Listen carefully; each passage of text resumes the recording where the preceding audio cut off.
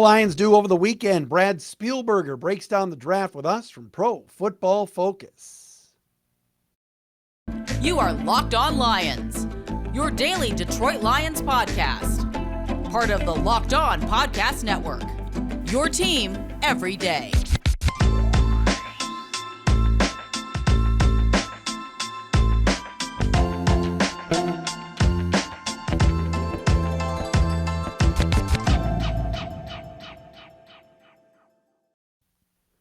And a pleasant good Tuesday afternoon, everybody. Matt Dery with you. It is Locked On Lions on the Locked On Podcast Network, your team every day. Thanks for checking us out wherever you get your podcasts and, of course, watching and subscribing for free on our Locked On Lions YouTube channel. Coming up today, Brad Spielberger from Pro Football Focus handles all of their analyst work when it comes to the salary cap, but he knows more than just the cap. He did a great breakdown of the draft throughout these past few months, and we'll talk to Brad about what his thoughts are on how Detroit did this past weekend on Thursday, Friday, and Saturday. Also, Brad Holmes speaks today about Jared Goff and contract extension, and we got jersey numbers.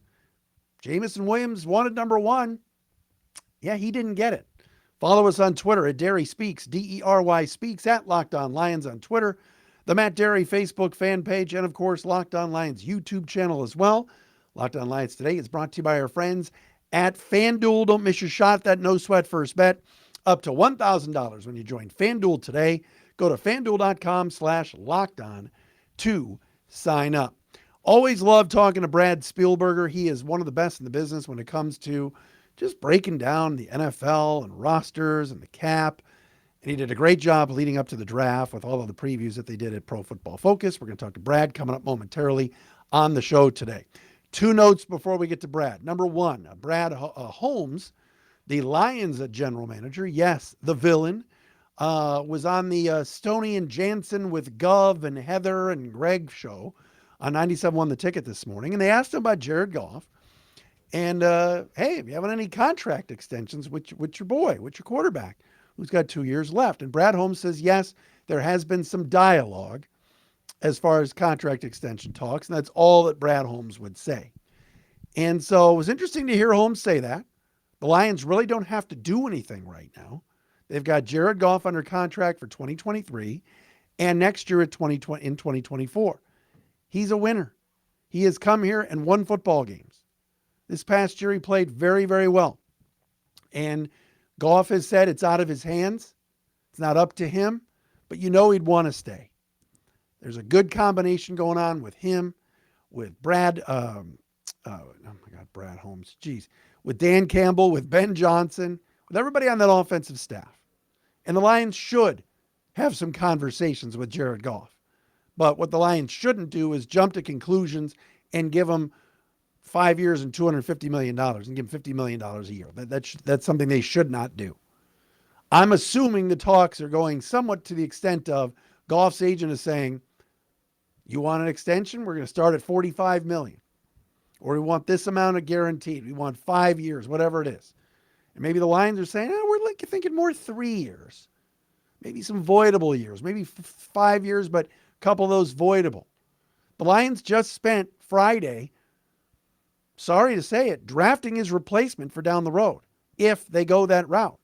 But if Jared Goff plays well this year, and the Lions continue to ascend up and are heading towards the NFC Championship game, and they need Jared Goff. But Jared Goff needs the Lions too. It doesn't sound like there's a lot of teams going, oh man, I'm dying to get Jared Goff. So little game right now that they're playing, having a conversation, but I don't think anything's going to come of it until this time next year. The Lions have 2 years left of Jared Goff. He's not going to want to be a lame duck going into next year. But what if Jared Goff looks more like the Jared Goff of 2021 in 2023 and not 2022? Then if you're the Lions, you say, we're not going to extend him. We'll see. So I think they're doing that right. The other thing that came out today was the Lions announced jersey numbers for some of their rookies and free agents that they've signed. So, for example, for the rookies, Hendon Hooker will wear number 12. Gibbs will wear number 26. Branch, 32. Green, 80. Sorsdal, 75. Jack Campbell, 46. LaPorta, 87. And Broderick Martin, 98. All right. Interesting. Brian Branch wearing number 32, wearing Dre Bly's number is kind of cool. I'll be honest. And then as far as the free agents that signed, the big one for me, we all knew about Marvin Jones wearing number 0. Chauncey Gardner-Johnson wanted to wear number 2. We knew that. Cam Sutton is going to wear number 1. If you remember, the minute the Lions let Jeff Okudah go, suspended gambler Jameson Williams wanted number 1 back. He, of course, the number he wore at Alabama. And he tweeted it out. I want to get that Uno back. Sorry, J-Mo. Cam Sutton is going to wear number 1. Cam Sutton should wear whatever number he wants. The guy has earned a pretty big contract, had a nice career with the Steelers, pretty big pickup. I don't know if this is a statement by the Lions to not give Jameson Williams that number, but if Cam Sutton asks for it, Cam Sutton's getting it over a guy that right now is letting his teammates down by being suspended for the first 6 weeks. So Graham Glasgow wearing number 60 again is kind of cool. And Ife Melifonwu changing his number to number 6. So those are just a few of the numbers that the Lions announced today.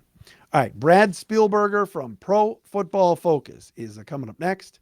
But Locked On Lions today, as we told you, is brought to you by FanDuel, the number 1 sports book in the country, America's number 1 sports book. We got NBA playoffs. We got NHL playoffs. We got Major League Baseball going on. No better place to get in on the action than FanDuel. That's because right now FanDuel is giving new customers a no-sweat first bet up to $1,000. That's up to $1,000 back in bonus bets if your first bet doesn't win. Just go to FanDuel.com/lockedon and sign up today to claim your no-sweat first bet. Then you can wager on everything you want. All right? Money line, point spreads, over-unders, all that stuff. All on an app that's safe, secure, and super easy to use. So don't miss your shot at a no-sweat first bet up to $1,000 when you join FanDuel today. Just go to FanDuel.com/lockedon to sign up. FanDuel, the official sports betting partner of the NFL.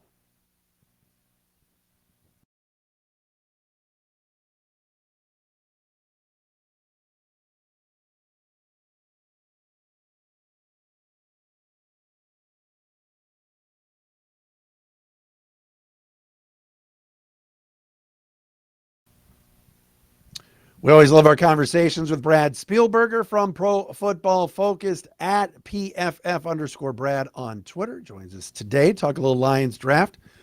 What's up, Brad? Hey, how's it going? Good to see you, buddy. How'd the draft go for you? It was hectic as always, and a lot of chaos and a lot of fun. But yeah, I think it was a good year to cover it, and a lot of excitement throughout. Interesting to see kind of the reaction from a lot of the national media on the Lions. A guy like Pete Prisco says Dane Brugler picks their draft to be the 9th best out of the 32 teams. Where did you kind of look at the overall picture of what Brad Holmes did the other day? Yeah, I think I just said it pre-show, and I probably said it elsewhere, that for me, I don't hate it from a short-term window perspective. I think Jahmyr Gibbs, and we'll get into that a little bit, is going to be great pretty much right away. But if you're looking from hey, you had a chance to get more building block, foundational, long-term pieces with early draft picks, not your own, sitting there at 6th overall, I'm not sure you did that necessarily. I think there still are holes on this team on the defensive line, maybe fortify the offensive line a bit for the long term. But yeah, I think he's going to be an exciting and productive player right out of the gate. How surprised were you? And there's this talk now that Brad Holmes would have even taken him at 6 if he couldn't have traded back. That would have almost, as Holmes said, broke the internet probably. It would have. I'll tell you this. Look, they got sniped for Devin Witherspoon. Everyone knew that's who they were going to take at 6th overall. Obviously, Seattle takes him 5th. So good on them to explore their options. Don't just run that pick in with Gibbs at 6 and, trade down, accumulate some extra draft capital, and still be able to go get him. So good for them for not, panicking and just making a snap decision. Let me ask you this. The way they're talking, he was their number 1 running back on the board. Why not just stay at 6 and take Bijan Robinson? Did you give that any thought? Yeah, I don't know if I buy it. I mean, look, I understand the standpoint of, like, I think him and Montgomery are a good yin yang. Montgomery is kind of that early down runner. He does have some pass protecting ability, and he can catch passes. So I guess I shouldn't say he's just an early down runner. But, I think with Bijan, he's your bell cow, right? He is going to be playing on all three downs. And now maybe you want to have some two running back sets. You want to do some different things with both of those players, and I think you can. Look, Brett Holmes knows a heck of a lot more about football than I do. I love Jahmyr Gibbs. If Bijan Robinson wasn't your RB1 on your board, I think you were missing something. Brad Spielberger with us from Pro Football Focus, handles the cap, analyzes everything for PFF. We always love having him on.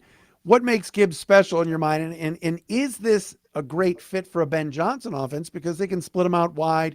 You're not going to have Jameson Williams the first 6 weeks, and why not use him in a lot of different ways, right?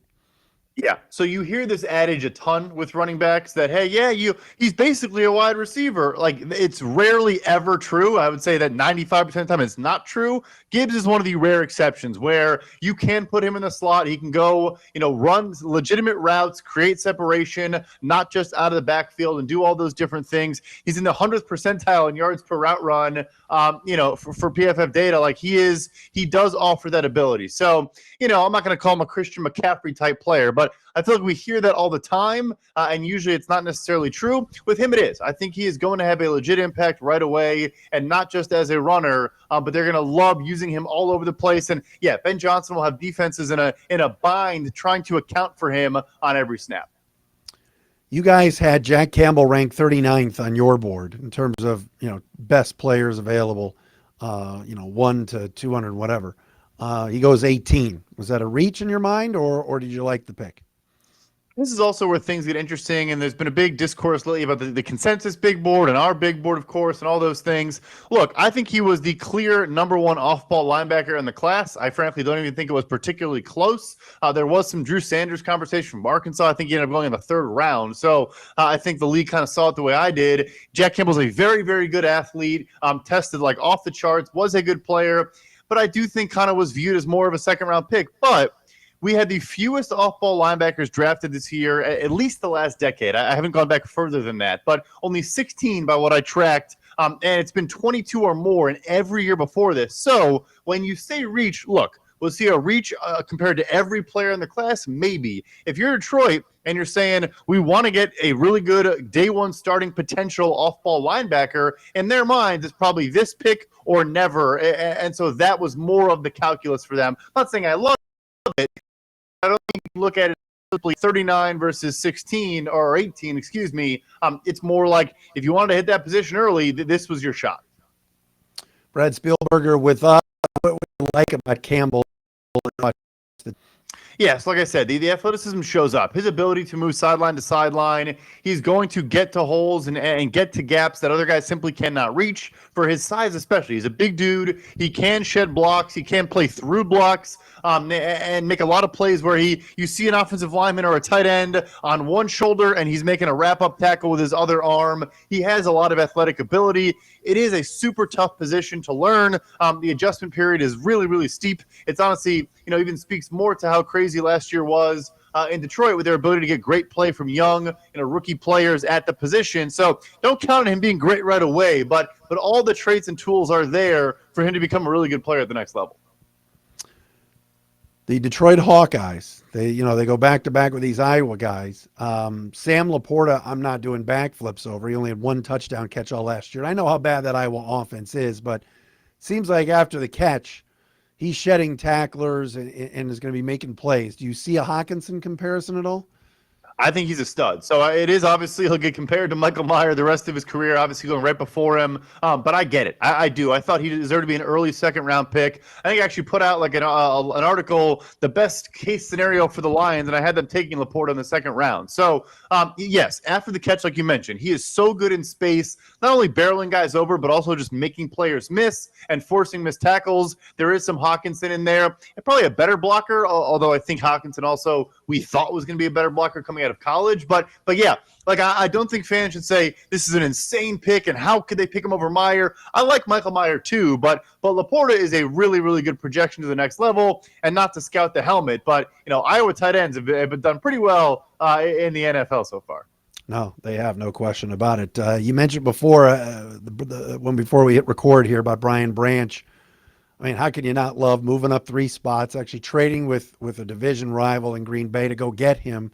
Might not play a ton this year, but again, how do you keep him off the field? I know they got so many guys in that secondary, but this kid, I thought that was a steal. What'd you think? Doubt about it. I mean, the versatility they have on the back end. They now have 4 dudes who can play, every safety position in Kirby Joseph, and him, and now you bring in Chauncey Gardner-Johnson. Very versatile players. If Tracy Walker can get healthy, I think that's the thing. Maybe he does play early. I know Walker's posted some videos of him looking pretty good, but I think Branch actually could see the field fairly early, and he can play in the slot, can play safety. Obviously, does have some experience at corner as well. So I just love, Aaron Glenn is a secondaries coach first and foremost. He's going to have a heck of a time. That might be one of the most improved position groups in the entire NFL this offseason is that Lions secondary. Yeah, it's almost like you're getting another Chauncey Gardner-Johnson, but a younger version in Brian Branch. You see that? Yeah, no, definitely. He is that guy. Versatile, good athlete, probably a better athlete, frankly. And apparently whip smart, just knows football at a really high level. Yeah, I love that pick at 45. All right, so they do the unthinkable, not something that the Lions have done for many, many years, going back to Brad Kaya as a developmental quarterback in the late rounds, although obviously third round isn't real late, but getting Hendon Hooker. What was your reaction? And what do you think of the fit of Hooker in Detroit? I think it's smart. Look, first and foremost, you just simply gave yourself some leverage, and not that you want to make a draft pick with the first thought in mind being now we have some leverage over our veteran quarterback in extension negotiations. But look, it's part of the equation there. I think he's a good player. If he doesn't tear his ACL, I still didn't buy like a ton of the hype. I never thought he was going to go in the first round with the ACL. Without it, I think he could have been one of those guys where a team trades up into the 27 to 32 range to go ahead and make that pick. I don't think he was going to be a top 10 guy just because of the age, but he's a really good player. And the thing is, you have to coach out of him. His ability under pressure, I think he takes a lot of bad sacks, but I think everything you want to fix of his is fixable, right? It's not that he has, like he's not capable of getting to that next level. So I really liked it. He obviously fell way further than anyone expected. And it's always important to have a good backup. When let's say you are just a contending team, Goff is the guy. Having a good, high-quality backup to play for 2-3 games a year in case a guy gets hurt, that matters in today's NFL. Do you expect him to be the backup, or can you look at this as a total redshirt season? Let's let the knee get healthy. Let's let him hold the clipboard and learn, and then go from there. And maybe even bring in a Teddy Bridgewater, and you got Sudfeld, and maybe Hooker's just kind of standing there for a year. Could you see that scenario? Yeah, that's probably fair. I think at least for the first half of the season. And then maybe in practice, if you think, all right, this guy, let's elevate him to the number 2 spot, give him that, accreditation, whatever you want to call it. You see that it's meaningful, though. You see that around the NFL. I think that's probably the smart way to play it from a health standpoint, from a, just understanding the game, because, yes, the Tennessee offense, everyone talks about this, but it was kind of a fake offense. Fake's the wrong word, but, a very gimmicky, kind of different style. They're able to spread guys out and do things you can't really do at the NFL level. But yeah, I think by the end of the season, he should be the QB2. It's going to be very, very interesting to see where this goes. I want to ask you about what Brad Holmes said today about Jared Goff extension talks. We'll talk about the back end of the draft as well with Brad Spielberger from PFF. Our guest today from Pro Football Focus, Brad Spielberger. We love having him on the show, one of the best in the business when it comes to breaking down some of these players and what the teams are doing. I want to get back to the Goff thing for a second. So Brad Holmes went on the radio this morning and said, yeah, we've started talks with Goff's agent. What do you think that contract would look like? They're in no rush, Brad. They've got 2 more years of Jared Goff. I think that he would want to do a deal next year, but how do you kind of see this playing out? Yeah, I would think he would want another year. He obviously finished the last season on a tear, but I think if you look at his production over the entire year, he probably thinks he can do even better. Obviously, once you get some of these offensive players in the building, develop more chemistry, get Williams back from his suspension, all those things. I think he would want to say, hey, look, I want to go into it, coming off a stronger season, ideally a playoff season, a division-winning season, all those things. So always smart to get the ball rolling and have the conversation, but I almost don't want to project it because I think it really depends so much on 2023. But look, I think what you do with Hooker, kind of like I mentioned, is you say, look, we will give you a new deal. We will pay you pretty handsomely, but We now view you in the 40 million per year conversation. We're not getting into the 50 plus, million per year conversation. If you want to push the market and you think you should, be near the top end again like you were the first time, then that place for that is not here. But if you want to say, hey, I'll take a little bit less because I buy in the culture, this team believed in me, traded for me, resurrected my career, we're in that market with you. But I think that happens next offseason no matter what. You wonder about what kind of year he has this year, and maybe let's say he has the same type of year. They make the playoffs and they win the division, and Goff is good. I wouldn't say he had a great year. I'd say he was, very good to very good. But a lot of it people say is Ben Johnson, and I don't think Ben Johnson's going to be here in a year. Does that factor in, do you think? For me, it does. I would imagine the organization looks at it the same way as well. I'm not going to say, look, that a quarterback is completely carried, but Ben Johnson is one of the better offensive coordinators in the entire NFL. I think he easily could have had a head coaching job if he wanted to, and does just scheme a lot of things up and make things easy for Goff. The story with Goff always has been he can make any throw. His arm talent is really, really solid, but he's not a mobile quarterback. He's not great outside of structure. He does also kind of take some bad sacks in a different way than Hooker. But so it does scare me a bit where you lose him potentially. Who's the new play caller? Are you going to be able to sustain, the quality offensive line play and all these things if you then pay him a bunch more money? I think right now the beauty has been the sweet spot of you inherit his deal and it's kind of a true mid-market contract. Again, not saying he's incapable of playing up to that level, but I do think, for me, he's a guy that you can win with on this deal. He's not a guy I think you can surround him with enough talent if you're paying him near top of market. Last three picks, Martin, Sorsdal, and Green.